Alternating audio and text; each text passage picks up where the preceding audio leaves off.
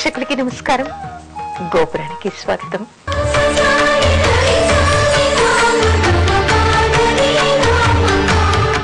సహవాస దోషం ఉంటుందా? సహవాసం అంటే కలిసి మెలిసి ఉండటం. ఇది ఎవరికైనా వర్తిస్తుంది.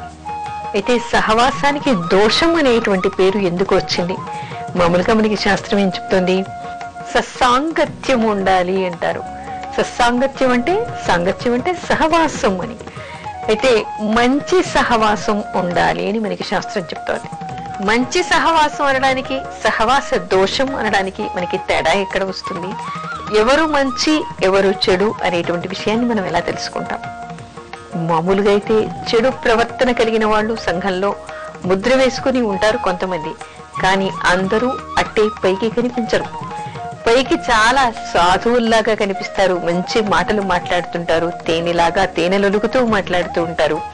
కానీ వాళ్ళు చేసేటువంటి చేతలు మాత్రం చాలా తీవ్రతరంగా ఉంటూ ఉంటాయి. అయితే అవి ఎవరికి తెలుస్తాయి? వాళ్లతో బాగా కలిసి మెలిసి తిరుగుతున్న వాళ్ళకి మాత్రమే తెలుస్తాయి అవి. అలాంటప్పుడు మరి వాళ్ళ నుంచి విడిపోవడం ఎలాగో? చాలా మంది ఊబిలో చిక్కుకుపోతూ ఉంటారు. మంచి వాళ్ళని నమ్మి వాళ్ళ వెనక తిరుగుతూ ఉంటారు. ఈ వ్యక్తులకు ఉన్నటువంటి బలహీనతల్ని, వీళ్ళకున్నటువంటి పరిస్థితుల్ని, తర్వాత వీళ్ళ మనస్తత్వాన్ని, మెతకతనాన్ని కూడా ఎదుటి వాళ్ళు బాగా ఉపయోగించుకోవడానికి ప్రయత్నం చేస్తూ ఉంటారు. ప్రయత్నం చేసి వాళ్ళు చేసేటువంటి పనుల్లో వాళ్ళు బయటపడకుండా వీళ్ళ చేత చేయిస్తూ ఉంటారు.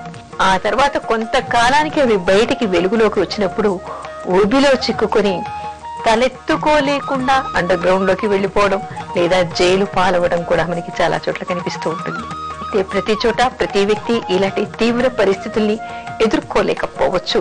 కానీ కొన్ని చోట్ల ఏమవుతుందంటే యువకులు కలిసిమెలిసి తిరగటం వల్ల, అంటే యువతులతో యువకులు కానీ, అంటే ఆడామగా కలిసి కానీ, లేదా మగవాళ్ళు తిరగటం కానీ, ఆడవాళ్లు కానీ తిరగటం వల్ల వారిలో కొన్ని చెడు అలవాట్లు ఉన్నాయనుకోండి, కొన్ని బలహీనతలు ఉన్నాయనుకోండి, వాటిని చూస్తూ ఇవి బాగున్నాయి కదా అనే, అంటే వయస్సులో ఉండేటువంటి బలహీనత అది.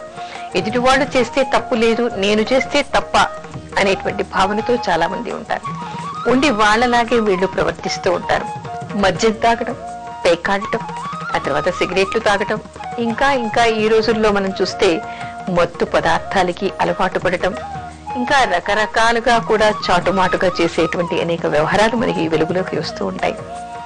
వాళ్ళు చేస్తే లేని తప్పు నేను చేస్తే వస్తుందా అనుకొని వాళ్ళతో పాటు తిరగడం, ఆ తర్వాత కొన్ని రోజులకి వీళ్లే ఆ బలహీనతకి లోనవ్వటం, జీవితాన్ని ధ్వంసం చేసుకోవడం మనకి అనేక చోట్ల కనిపిస్తూ ఉంటుంది.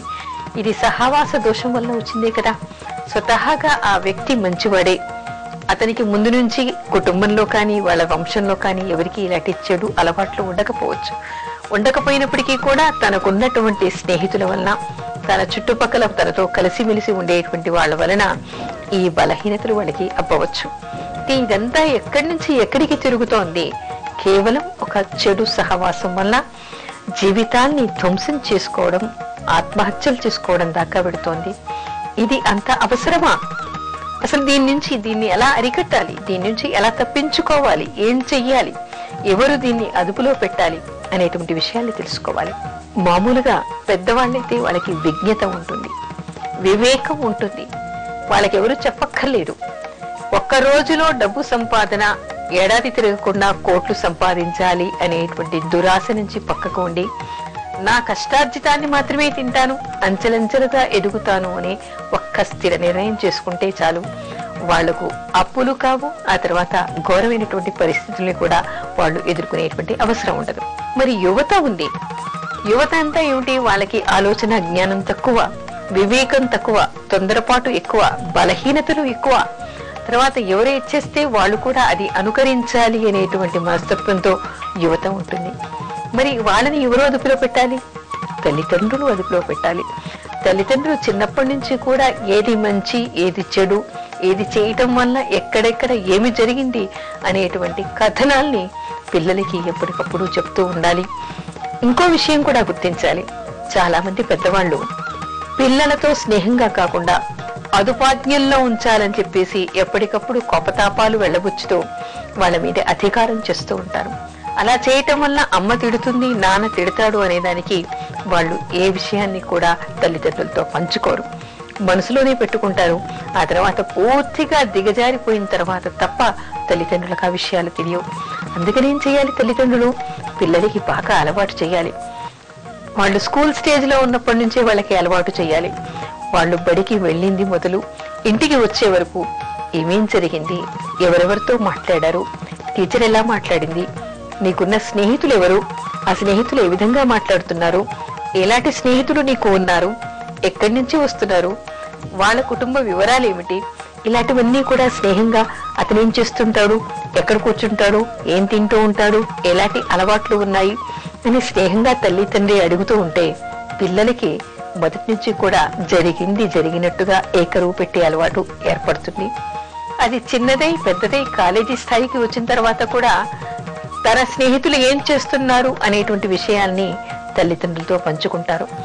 ఎప్పుడైతే స్వతహాగా వీళ్ళు మంచి వాళ్ళై ఉంటారో, వీళ్ళకి చెడు అలవాట్లు ఉండవో, ఈ సహవాస దోషం వలన ఇరుక్కుని దిగజారిపోయేటువంటి అవకాశం వీళ్ళకి చిక్కకుండా తల్లిదండ్రులు ఈ చెడు స్నేహాల్ని, చెడు మనుషుల్ని పసిగట్టి వాళ్ళ పిల్లల్ని దూరం పెట్టేటువంటి అవకాశం ఉంటుంది.